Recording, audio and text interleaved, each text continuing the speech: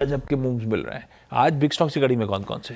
बिल्कुल, देखिए आज मैंने बिग स्टॉक्स में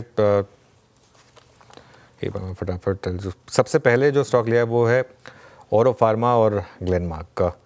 अच्छा, इनको मैं पता है वैसे ग्रीन लेना चाहता हूँ, लेकिन मैं न्यूट्रल ले रहा हूँ। मैं ग्रीन क्यों लेना चाहता हूँ? कल ये स्टॉक वैसे ही लो पर बंद हुए हैं, खासतौर से औरो फार्मा और ग्लेनमार्क दोनों लो पर बंद हुए हैं। कल मार्केट एक डर के साथ गया है कि शायद फार्मा पे एक टैरिफ की अनाउंसमेंट आएगी।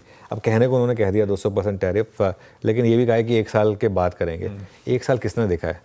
तो मेरा ये मानना है कि इसमें अगर बड़ा गैप डाउन हो, मैं ग्रीन इसलिए ले रहा हूँ क्योंकि ये शायद रिस्क है कि खुलेंगे तो रेड में ही।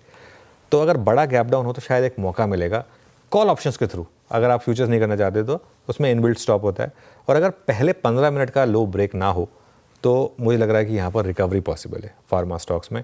और बड़े गैप डाउन पर शॉर्ट बिल्कुल नहीं करना है, इस चीज़ का ध्यान रखें आप, क्योंकि मुझे नहीं लगता कि ये स्पेस में आपको शॉर्ट करके पैसा बनेगा। तो ये वही रहेगा मेरा। एशियन पेंट्स को मैं ग्रीन ले रहा हूँ।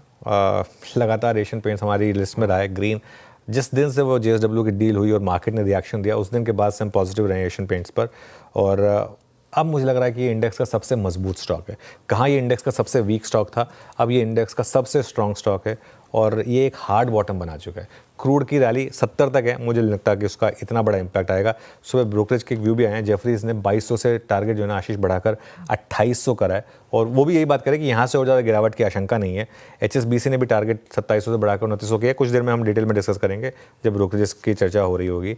और एक और स्टॉक जो मेरे रेडार पर आया, एक आज बहुत ही इंटरेस्टिंग रिपोर्ट आई थी, उसमें से मैंने एक लाइन पिक की है।